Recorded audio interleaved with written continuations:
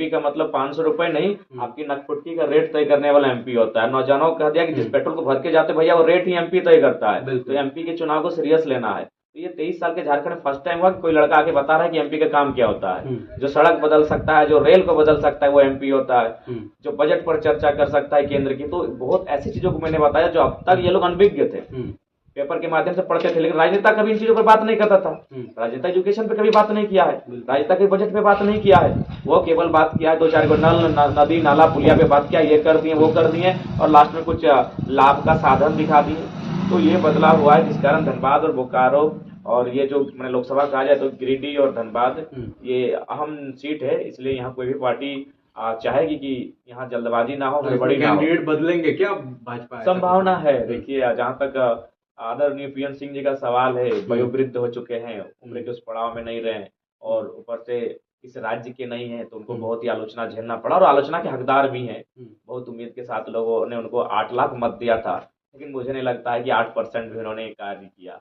और जितने भी योजनाएं आई थी सब निशिकांत जी गोड्डा लेके चले गए, एयरपोर्ट ले गए, एम्स ले गए, तमाम योजनाएं वो गोड्डा शिफ्ट कर गए।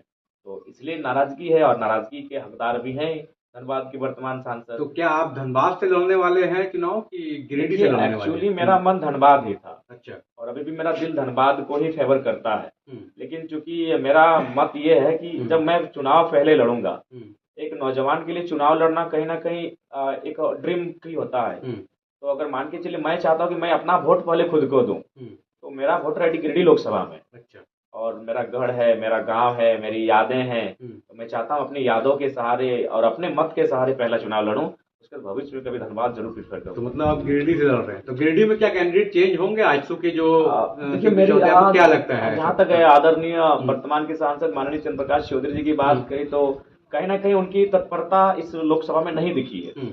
और उसके बाद अपनी अर्धांगिनी जी को रामगढ़ विधायक बनाने भी चले गए, तो लोगों में ये भी रोष है कि भैया आप सांसद, पत्नी विधायक, ये सिस्टम आखिर कब तक चलेगा। तो ये रोष लोगों में है, और मुझे लगता है कि शायद प्रत्याशी बदलने की भी संभावना है। हो सकता है डॉक्टर लंबोदर महतो गिरिडीह के लिए आमंत्रित हो सकते हैं अगर आजसू को सीट जाता है तो इस उहापोह की स्थिति में है फिलहाल एनडीए गठबंधन गिरिडीह और धनबाद को लेकर। यहाँ मतलब कुछ आपको ऐसे नतीजे भी सामने आएंगे जो आपको चौंका सकते हैं। मतलब ये कंफर्म है कि जयराम जी जो हैं, हाँ बिल्कुल, गिरिडीह से लड़ रहे हैं। हाँ, ये गिरिडीह से हम लड़ रहे हैं। तो एक भाजपा ने एक और हजारीबाग में जयंत सिन्हा को टिकट नहीं देके और मनीष जायसवाल को टिकट दिया है। तो हम लोगों ने उनसे सवाल किया था कि क्या जेबी केसेस के संजय मेहता आपको टक्कर दे सकते हैं? और वो यूट्यूब में वो जब वीडियो चला तो आपके जेबी केसेस कार्यकर्ता जो हैं 428 में से 400 कमेंट जेबी केसेस का है, जिसमें वो बोलते हैं कि बाहरी को हटाओ, बहुत सारे कमेंट, संजय मेहता जिंदाबाद उस पोस्ट में, जिसमें मनीष जायसवाल जी पहली बार आए हैं। जेबी केसेस जिंदाबाद, सब लोगों ने ये कहा कि संजय मेहता को जिताओ, टाइगर दादा जिंदाबाद, बिहारी बीजेपी सांसद, इस तरह की बातें हैं। हजारीबाग का सांसद संजय मेहता जी जीतेंगे, जेबी केसेस ओनली, मेहता जी का खौफ है इसमें। मतलब उनका ये कहना है कि एक डर था जिसकी वजह से वहां पे टिकट चेंज किया गया है। तो क्या अब हजारीबाग के संजय मेहता इतने पावरफुल हैं कि वहां आप लोग क्या राय? वो तो संजय मेहता जी की मेहनत तय करेगी कि वो ग्राउंड पे क्या मेहनत करते हैं। और जहाँ तक सवाल है, ये हम लोग के लिए अब 428 में 400 कमेंट, जैसी बात है, यूथ हैं, तो ये हम लोग भविष्य में अपने आप को हजारीबाग में बेहतर भी पा रहे हैं और वर्तमान में भी हैं। तो ये एक और सवाल है कि ये जो कमेंट्स आ रहे हैं सोशल मीडिया में या फिर यूट्यूब, फेसबुक, ट्विटर में, क्या ये वोटर्स होंगे, ये बदलेंगे, वोट में बदलेंगे? हाँ, ये सवाल है, क्योंकि आज जो मोबाइल सेलफोन जिनके हाथों में है, वो नौजवानों की बात कही जाए तो कुछ लोग 15 to 18 भी है, इस बात से इनकार नहीं किया जा सकता। लेकिन हाँ, 18+ भी है, 18 to 25 भी हैं। तो मुझे लगता है 18 to 25 है, उनकी संख्या ज्यादा है। यानी अगर वो 400 कमेंट्स है तो मुझे लगता है 100 हो सकते हैं 15 to 18, बट 18 to 25 है, तो वोट में तब्दील होंगे। मतलब आपको लगता है कि हजारीबाग में भी हजारीबाग में भी बदलाव आ सकता है। वो हमारे वहाँ के जो कैंडिडेट होंगे उनकी मेहनत पर और उनके लोगों से एक्टिविटी पर डिपेंड करता है। मुझे उम्मीद है बेहतर वहाँ भी करेंगे। तो जैसे भाजपा ने तो लिस्ट निकाल दिया 195 लोगों का, आप लोग कब जारी करेंगे और किस विधानसभा में आप लोग लड़ने जाएंगे, किस लोकसभा में लड़ने? हजारीबाग कंफर्म है, कोडरमा कंफर्म है, गिरिडीह कंफर्म है, धनबाद है, रांची है, उसके बाद और 2-3 सीटों पर हम लोग अपना, इससे क्या होगा कि हम लोग का चुनाव लड़ने से जीत की संभावनाएं कहीं होंगी, कहीं वोट के प्रतिशत की संभावनाएं होंगी, और कहीं कम से कम हमारे संगठन का विस्तार हो जाएगा, हमारी कैडर जीवंत रहेंगे। तो इन चीजों को लेकर चुनाव लड़ने की हमें आवश्यकता है, उसी दिशा पर काम कर रहे हैं। तो जैसे 2 साल में हम लोगों ने देखा कि बहुत सारी सभाएं की, आप अभी भी करते जा रहे हैं, सभा करते जा रहे हैं, तो इतना एनर्जी जो ला रहे हैं, ना हेलीकॉप्टर है ना चार्टर्ड फ्लाइट है आपके पास, कैसे कर रहे हैं? मतलब एक आदमी बीमार थे उस टाइम भी आपको देखा कि सभा कर रहे हैं, गला बैठ गया है फिर भी सभा कर रहे हैं, तो ये एनर्जी कहाँ से आ रहा है?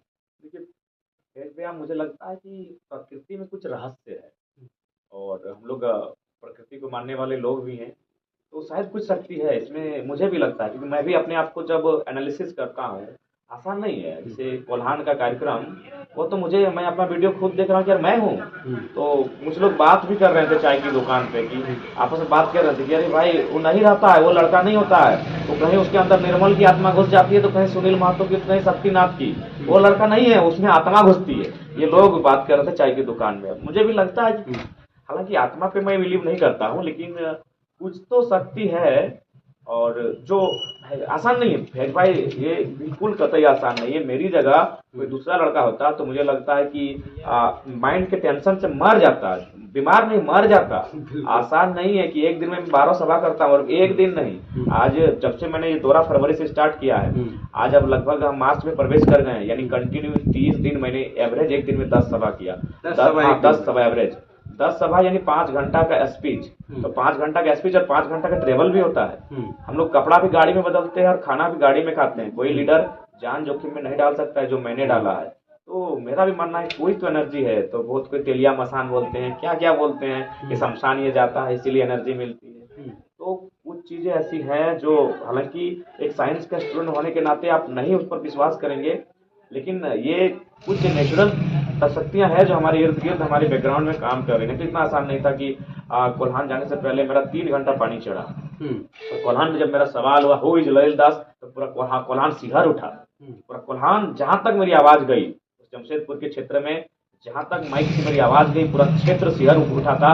क्या बच्चे, क्या बूढ़े, क्या महिलाएं, सबका शरीर का रोमा खड़ा हो चुका जब हमने सवाल किया कि कत्ल होगा सुनील महतो का, कत्ल होगा निर्मल महतो का, और यहाँ एसएसपी महोदय आएंगे, उनकी पत्नी यहाँ असिस्टेंट जीएम के पद पर कार्य करेगी, ये अब बर्दाश्त नहीं होगा। तो ये एनर्जी कहाँ से आई? मैं खुद हतप्रभ हूँ कि मैंने आश्चर्यचकित हूँ कि भाई एनर्जी खासकर कल कहाँ से आई।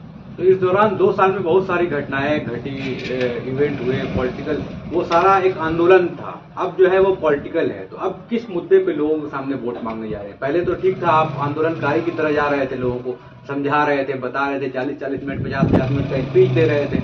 अब जो है लोकसभा चुनाव आ गया है, अब मुद्दा इंपॉर्टेंट होता है कि किस मुद्दा पे हम लोगों को बात बताएं और लोग उस मुद्दे पे वोट दें। अब क्या रहेगा आपका मुद्दा? क्योंकि विधानसभा का मुद्दा 1932 था, आपका भाषा खतियान के आधार पे था, लेकिन लोकसभा का जो मुद्दा है ये बिल्कुल अलग रहेगा। आप लोग किस मुद्दा को लेके आगे जा रहे हैं?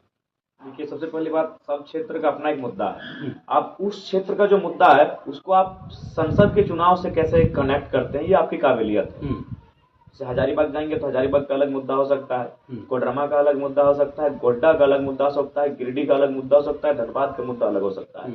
अब सवाल है कि जो गिरिडीह लोकसभा से जो प्रत्याशी आपका चुनाव लड़ेगा, उस प्रत्याशी में कितना सामर्थ्य है, उसका कितना विवेक है कि अपने विवेक से गिरिडीह के मुद्दों को संसद के साथ कनेक्ट कर सके। तो अगर जैसे मेरी बात है तो यहाँ माइंस आता है, माइंस पर चर्चा करने का राइट संसद में होता है, यानी संसद वो जाके खड़ा होकर माइंस के एक्ट पे चर्चा करेगा।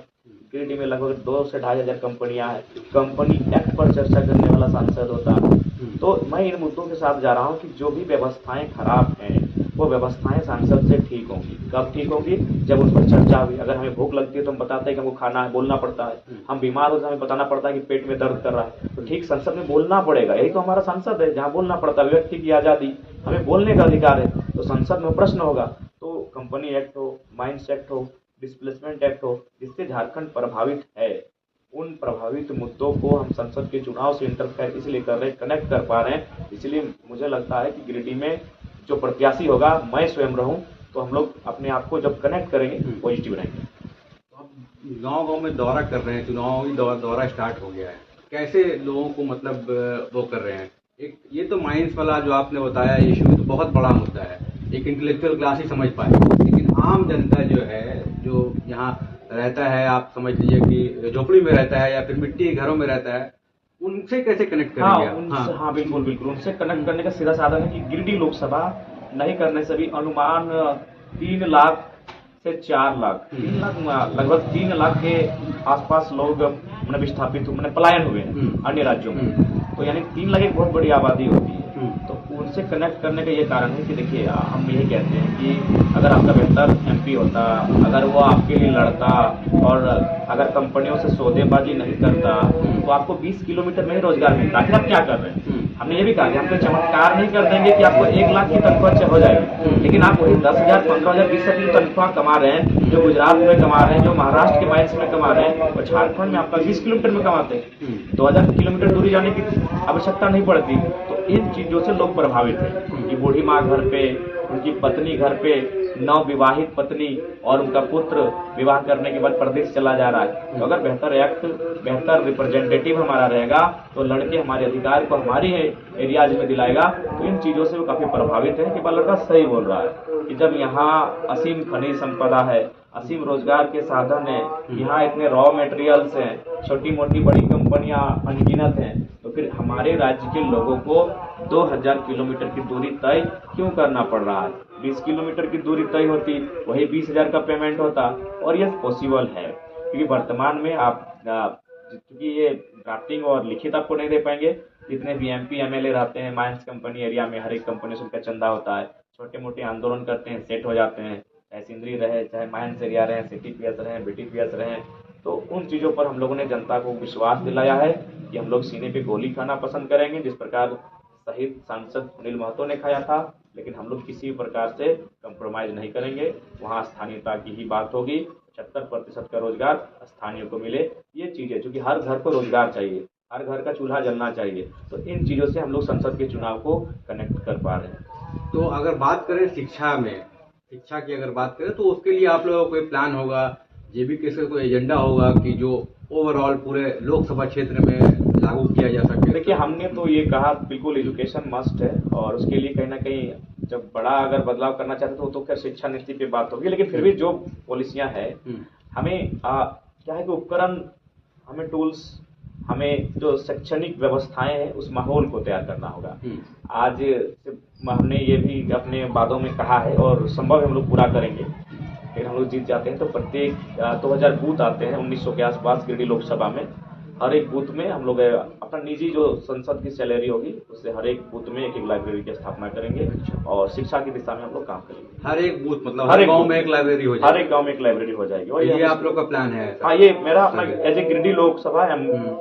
बाकी जो उनकी क्या प्लानिंग है, जो हमारे प्रत्याशी कोडरमा वालों का क्या प्लान है, हजारीबाग का, लेकिन जब केंद्र अध्यक्ष फॉलो करेगा तो उनको भी फॉलो करना होगा, क्योंकि आखिर लोग उनको अगर मत देंगे तो कहीं ना कहीं जिस प्रकार आज नरेंद्र मोदी जी भारतीय जनता पार्टी को लीड कर रहे हैं, राहुल जी कांग्रेस को लीड कर रहे हैं, जब भी किसको हम लीड कर रहे हैं, तो जाहिर सी बात जब आपका लीड करने वाला लीडर अगर इस प्रकार सोच सकता है तो बाकी लोग भी सोचेंगे। ऐसा नहीं कि वे लोग नहीं सोचेंगे। तो हमने बाकायदा ये भी कहा है कि अगर संसद के कार्यकाल को देखा जाए तो लगभग 1,80,00,000 का उनको ओवरऑल पेमेंट होता है। और अगर 2000 लाइब्रेरी में अगर 1,000 की पुस्तकों को अगर गुना किया जाए तो 20 लाख में सिमट जाता है। तो 20 लाख अगर अपनी सैलरी में से हम लोग अगर दे देते हैं तो कोई बड़ी बात नहीं होगी, और बड़ी बात होगी भी तो क्या होगी, बेहतर बात होगी। शिक्षा के लिए दे रहे हैं। वैसे भी राजनीति का मतलब क्या है, एक संत की तरह राजनीति होनी चाहिए। क्या है तामझाम, क्यों इतनी बड़ी बड़ी गाड़ियां, इतने महंगे महंगे लाइफ स्टाइल, क्यों इतनी बड़ी बड़ी महंगियों की मैंने 40 से 50 साल के क्यों कुर्ते और पजामे, ये देखिए 150 के टी शर्ट पहन के घूम रहे हैं, मार कली लिए हैं। बनने के बाद तो आप भी बदल जाएंगे। नहीं, आपको वचन देते हैं, आपका वीडियो रहेगा, आपको बहुत सारे लोग व्यू करते हैं। जो शालीन जीवन है, जो सरल जीवन है, वही रहेगा। मैं उस चीज, अभी देखिए बहुत सारे लोग खुश हो रहते हैं कि कोई रिहाना है जिसको अंबानी साहब ने 84 करोड़ में डांस करवा दिया। लोग इस बात से खुश रहते हैं कि रिहाना भारत को गरीब देश बोल रही थी, लेकिन अब इस बात से तर्क नहीं है कि हमने एक ऐसा भारत बनाया है, कितनी आर्थिक असमानता है कि इसी देश में 84,000 लोग मर जाते हैं इलाज के अभाव में, और उस देश में एक व्यक्ति 84 करोड़ खर्च कर देता है 5 मिनट के डांस पे। इस पर कोई सवाल नहीं करना चाहता है, इस पर कोई चर्चा नहीं करना चाहता है कि हमने कैसा गांधी का देश बनाया, कितनी आर्थिक असमानता बना दी कि आज एक नृत्यांगना को हम 84 करोड़ रुपया खर्च कर देते हैं और उसी देश में 84,000 लोग मर जाते हैं इलाज के अभाव में, गरीब किसान मर जाते हैं, छात्र आत्महत्या कर लेते हैं, ये आंकड़े हमारे देश के हैं। और लोग खुश क्यों हैं कि बस उसने गरीब देश कहा था, हमने वाह अंबानी भाई, वाह अंबानी भाई। लेकिन हमने ये पलटकर सवाल नहीं किया इस देश की सिस्टम से कि हमने एक कैसी व्यवस्था बनाई है, बताइए कैसी व्यवस्था है ये। तो हम एक पीएचडी के छात्र हैं, और पीएचडी के छात्र थोड़ा सा जो होता है ना, ये सांसारिक सुख भोग का जीवन से ऊपर उनका माइंड होता है। पीएचडी का मतलब ही होता है, जिस दिन कोई हर कोई पीएचडी करेगा ना, उसको थोड़ा पता चलेगा। जब हम भी बैचलर में थे तो हम भी बहुत बड़ा मोदी जी का मतलब उनका भाषण बड़ा इंटरेस्टिंग लगता था, रामदेव जी का भाषण। लेकिन हमने मास्टर्स को पार किया, पीएचडी को पार किया, जब हम यथार्थ में आए। कि बचपन क्या होता है, सुहाना होता है, एकदम फूल की तरह लगता है। लेकिन जैसे आपका एजुकेशन का स्तर बढ़ता है, आप यथार्थ को देखते हैं, आप धीरे धीरे खुद बागी होते हैं। आपको हालात बागी बनाता है। वो कहते हैं ना कि अगर आप पूछो, आप अगर गरीबों को रोटी खिलाओ तो लोग आपको संत कहेंगे कि बड़ा अच्छा आदमी है, गरीबों को रोटी देता है। लेकिन आप उलट के सवाल कीजिए कि गरीब के हिस्से की रोटी कहाँ गई, लोग आपको बागी कहेंगे। तो वही स्थिति है। यही सवाल आप करते आ रहे हैं, यही सवाल हम करते आए हैं और आगे भी करेंगे। तो बिल्कुल अब बताइए, रेहाना डांस की 84 करोड़ में भारत के लोग किस प्रकार खुश हो गए कि अपने गरीब देश कहा था, देखिए आपको नचा दिया अंबानी जी ने। लेकिन किसी ने यह सवाल नहीं किया, किसी देश में कई लोग भूख से, बीमारियों से, गरीबी से, बदहाली से, तंगहाली से मर जाते हैं, और 5 मिनट के डांस में कोई 84 करोड़ खर्च कर देता है। ये मेरा देश, यही मेरा विश्व गुरु और यही मेरा सर्वशक्तिशाली भारत है, उसकी ये तस्वीर है आपके सामने। एक चीज आपने कही कि गिरिडीह के लोग बहुत प्लान करके बाहर काम कर रहे हैं। जब लोकसभा चुनाव आएगा तो क्या वो लोग आएंगे वोट देने के लिए यहाँ पे? या फिर एक और बात चल रही थी पहले कि महतो राजनीति करते हैं, महतो लोग आपके साथ है, सिर्फ कुर्मी लोग साथ में सिर्फ हैं, बाकी लोग नहीं है। इस पे क्या काम हुआ है, कितना काम हुआ है, और वो लोग कितना आपके सपोर्ट में अभी है? कल तो सिख समुदाय के लोग हमारे पार्टी का दामन थामे, हो समुदाय से थे, अल्पसंख्यक महिलाएं कल हमारे मंच पर थी। तो देखिए, चूंकि पॉलिटिकल पार्टियों ने पहले प्रयास किया कि लड़के को खिलाओ पिलाओ, पैसा की बात करो, कपड़ों की बात करो, बढ़िया लाइफस्टाइल की बात करो। आज के नौजवान को बढ़िया मोबाइल पसंद है, बढ़िया गाड़ी पसंद है। जब इन प्रलोभन पे हम नहीं उनके साथ जा पाए, अब क्या देखा तो कहा कि भाई कोई कार्ड खेलो, तो फिर जाति कार्ड लेकर आए, उस पर भी टिक नहीं पाए, अब फिर कोई नया पैतरा आजमाएंगे। लेकिन हम वचनबद्ध हैं, हम लोग राजनीति संत वाली राजनीति करने आए हैं, जनता की हितार्थ की राजनीति करने आए हैं। हमारा जो लाइफ स्टाइल चुनाव जीतने से पहले का था, थोड़ा सा बिजी शेड्यूल हो सकता है, टफ हो सकता है, बट जीवन जीने का स्टाइल वही साधारण रहेगा, ये हम लोग वचनबद्ध हैं। लेकिन मेहनत अभी तो बहुत ज्यादा है, क्योंकि मेहनत पूरे भारत देश में, अपनी तारीफ नहीं करेंगे। आप भारत देश के एक भी इतिहास को दिखाइए, एक व्यक्ति ने एक दिन में 10 सभा किया हो। राहुल गांधी भले भारत के दौरे पर थे, लेकिन गाड़ी उनकी पार होती थी, भाषण इक्के दुक्के पर देते थे, 5 मिनट का संबोधन होता था। हमने एवरेज 40 मिनट करके एक दिन में 10, 12 यानी 5-6 घंटा स्पीच, अभी एक दिन नहीं, कंटिन्यू 2 महीना से दे रहे हैं। इस दौरान सेहत भी खराब हुई थी, बहुत बार 30-45 दिन आप बाहर भी रहे थे, कहीं बाहर गए थे। बिल्कुल। तो उस दौरान क्या चल रहा था दिमाग में? उस दौरान दिमाग में मतलब चल रहा था यही कि कम से कम इस समय तो सेहत खराब ना हो, लोकसभा का चुनाव हो जाए, उसके बाद 2 महीना बीमार हो जाए, बेड पे पड़ जाए, दिक्कत नहीं है, फिर विधानसभा में बैकअप कर लेंगे। अपना पूरा ताकत लगा देना है, पूरा ताकत लगा देना है। लेकिन मैं आज खुद दिल से कहता हूँ, हालांकि हमारे समर्थकों को थोड़ा सा लगेगा, लेकिन मुझे कभी कभी फील ऐसा होता है कि मैंने अपनी आयु को 10-15 साल कम कर लिया है। अच्छा। हाँ, कि अगर मैं 70 साल जीत पाता तो मुझे लगता है कहीं 50 क्रॉस करने के बाद मुझे कभी कभी ऐसा फील होता है कि शायद मेरा शरीर अचानक एक दिन कुछ ऐसा जवाब ना दे जाए। क्योंकि अंदर से ये फील होता है, ये मेरी अपनी, क्योंकि मैं अपने आप सब घर पे अपने शरीर को अनुभव करता है, तो मैं अपने शरीर को कभी कभी ऐसा अनुभव करता हूँ। क्योंकि मैंने 2 साल में बिल्कुल नहीं चालू कर दिया, बोला तो मैं 4 घंटा इसी दुनिया में मार्टिन लूथर किंग हुए, भीमराव अंबेडकर हुए, कार्ल मार्क्स हुए, लेकिन 4 घंटा स्पीच बिना पानी पिए स्कॉर्पियो के छत पे खड़ा होकर एक ही पोजीशन में इम्पॉसिबल था। ये सब करते हुए अभी भी मतलब नहीं, अभी भी ये चैलेंजिंग है। बाकी लोग लेकिन लोकसभा खत्म होगा तो फिर विधानसभा में तुरंत आ समय और चैलेंजिंग होगा। क्योंकि लोकसभा में तो मान के चलिए आप क्षेत्र में सीमित, आप लोग कम मतलब कैंडिडेट खड़ा कर रहे हैं। विधानसभा में बहुत पूरा, विधानसभा में आप लोग क्या 24 मतलब पूरा जिला में जाएंगे? 24 जिले में जाएंगे, 24 जिले में बिल्कुल, हर एक जिला में हमारा प्रत्याशी रहेगा। 81 विधानसभा पूरे सब 81 विधानसभा के आसपास ही रखिए, तो वहाँ बहुत टफ शेड्यूल रहेगा। अभी हमारे एक मित्र हैं जो हमारे भी प्रशंसक है और मोदी जी के भी प्रशंसक है, तो वो कहता उन्होंने मोदी जी का एक फोटो भेजा, बोला अरे देखिए मोदी जी काजू किशमिश छड़ा सब लेके चलते हैं, एक से एक डॉक्टर को चेक करके पानी पिलाते हैं, देखिए वो पढ़ते भी हैं तो क्या प्रोपरेटर क्या बोलते हैं हम तो टेलीप्रॉम्प्टर। हाँ, टेलीप्रॉम्प्टर से हाँ। पढ़ के बोलते हैं अच्छा। कि भाई आप दिमाग इतना खर्चा करते हैं, आप ठीक से रहिए, हाँ। आप ठीक से रहिए। वो हमारे साथी हैं कि वो कोई भी लीडर का स्पीच देता है तो वो मैंने एक डॉक्टर से वेरीफाइड जांच किया हुआ पानी पीता है। अच्छा, तो आप कहीं कहीं पानी पी लेते हैं। प्यार है, यही जनता का प्यार है। देखिए आप नहीं तो अभी तो स्ट्रगलिंग का टाइम है, लेकिन अगर हो जाएंगे नहीं, फिर भी सांसद विधायक बन जाएंगे फिर भी वही लाइफ वही रहेगा। सांसद विधायक से आज इस राज्य में हम उनसे लोगों ने हमारा देखा है ना, प्रेम जब और- विधायक को सांसद का टिकट मिलता है उनका भाव चेंज हो जाता है। अच्छा, एक बात सांसद बताइए, को जब मंत्री मिलता है तो उनका भाव चेंज हो जाता है। सही है, सही है। हाँ। लेकिन आप एक बात आज जानिए, एक सांसद और विधायक का जो भाव आज है ना, उससे ऊपर है जयराम महतो आज भी। आज इस राज्य में एक सांसद अपने क्षेत्र में होता है। जयराम महतो कोल्हान में जाके खड़ा होकर आंदोलन करके आता है, जयराम महतो रामगढ़ में खड़ा होकर आंदोलन करता है, पूरे झारखंड ही पूरा झारखंड ही जानता है। तो भले हम लोग बिना चुनाव जीते एक सांसद और विधायक की अपेक्षा अच्छा कार्य कर रहे हैं और उनसे अच्छा सम्मान पा रहे हैं। हाँ, बस वो लोग वेतन पा रहे हैं, सरकारी सुख सुविधा पा रहे हैं। प्यार की बात कीजिएगा तो आज देखो 5 साल का बच्चा गांव गांव में मेरा नाम जानता है, ये मेरी उपलब्धि है जो आज तक के झारखंड के इतिहास में किसी ने नहीं कमाया लेकिन था। यही नाम क्या वोट में कन्वर्ट होगा? क्योंकि पहले तक तो ठीक था जब आप लोग कर रहे थे आंदोलन। अब आप लोग आ गए हैं वोटिंग वाली राजधानी, मतलब हाँ, राजनीति। ये सच्चाई है कि ये क्या कन्वर्ट होगा? तो देखिए- क्या एक ट्रायल है ये आपका लोकसभा, ये देखने के लिए कि कितना वोट आता है जेबी केसेस को? देखिए ट्रायल है, लेकिन सेमीफाइनल का मैच कह सकते हैं कि सेमीफाइनल में हमारी क्या तैयारी है, तो इसमें आकलन होगा। और फिर विधानसभा में आप लोग उसको विधानसभा में तो हमको लगता है कॉन्फिडेंस है कॉन्फिडेंट है कि हम लोग सीटों में बेहतर निकालेंगे बदलाव और लाएंगे। सदन में हमारी उपस्थिति रहेगी। विधानसभा में एकदम श्योर है। Sure। लोकसभा में 1-2 सीट हम लोग हाँ, 1-2 सीट हम लोग Expect उम्मीद करके रख रहे हैं, करें। एक्सपेक्ट किए हैं। उसके बाद जनता का आशीर्वाद जाने वो क्या होगा नहीं होगा, लेकिन विधानसभा में हम लोग बेहतर रहेंगे। लेकिन अगर गिरिडीह सीट से या फिर धनबाद सीट से जयराम महतो कितना एक्सपेक्ट कर रहे हैं, कितना वोट आना चाहिए? देखिए ये तो पक्का है कि हम रेस में रहेंगे, ये तो तय है। नहीं, रेस में तो आप डे 1 से ही हैं। डे 1 से ही हम रेस में घोषणा हैं। जब से है तो हाँ। तो मुझे लगे कि देखिए हमको अनुमान है कि कई लाख में वोट हमारे रहेंगे। अब वो कितने लाख रहेंगे, 3 रहेंगे, 4 लाख रहेंगे, 2.5 रहेंगे, 2.5 लाख रहेंगे, लेकिन लाखों में वोट रहेंगे।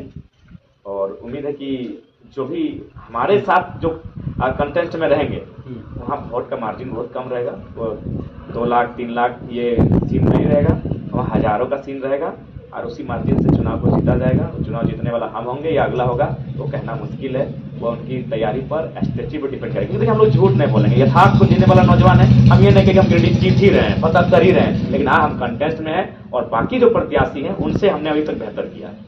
और बीच में हम लोग देखते हैं कि इलेक्शन जब चुनाव नजदीक आ जाता है, वोटिंग का टाइम, तो वहाँ पे बहुत सारी पार्टियां, बड़ी पार्टियां हैं जो कोशिश करती हैं कि भाई इस कैंडिडेट से डर है तो इनको मतलब कुछ प्रलोभन दे के प्रलोभन दिया जाए या फिर साम दाम दंड की नीति कुछ को किया जाए। आजमाया तो जाए। इसके लिए क्या कैसे तैयार हैं आप लोग? क्या जेबी केसेस एकदम अपने इस पे कायम है, जो बात बोलती है हर जगह जाके कि हम अकेले लड़ रहे हैं और कोई हमारा मतलब कोई जो बड़ी पार्टी है वो हमारे कोई ऐसा साथ नहीं है, किसी की बी टीम नहीं है, ऐसी बिल्कुल उससे हम लोग कायम है। अपना इंडिपेंडेंट सोच पर, अपनी जो स्वतंत्र सोच है उस पर हम लोग कायम है। जैसे स्टार्ट किया था वैसे ही इलेक्शन तक रहेंगे, इलेक्शन के बाद भी वैसे ही। हाँ देखिए, इलेक्शन अगर सब कुछ मान के चले हम लोग 2-3 सीटें जीत जाते हैं और केंद्र में सरकार बनाने की बात है, तो आप तो सरकार बनाने जा नहीं रहे, लेकिन अगर मान के चलिए सब जरूरी नहीं, अगर कोई बहुमत से बन गई या फिर ना बनी तो वो हमें अपने राज्य से या फिर अपने राज्य के मुद्दों से उस सरकार से चर्चा कर लेंगे कि आप हमारे मुद्दों पर अगर साथ खड़े होंगे तो समर्थन की बात होगी। राज्य से चर्चा कर लेंगे, उस लोकसभा क्षेत्र के आने वाले लोगों से बात कर लेंगे, राज्यवासियों से बात कर लेंगे। ये चूंकि आज दुनिया बहुत छोटी हो गई है, आज डिजिटल क्रांति के कारण, ऑनलाइन क्रांति के कारण दुनिया बहुत छोटी है। चंद सेकंड में हमारा मैसेज सब तक पहुंच जाएगा और उनका मैसेज हम तक पहुंच जाएगा, यानी जनता के मैसेज के बाद ही हम लोग कोई निर्णय लेंगे। तो जैसे 2 साल से हम लोग देख रहे हैं कि लगातार सभा ही करते रहते हैं, जब सभा नहीं करते हैं तो जयराम महतो क्या करते हैं?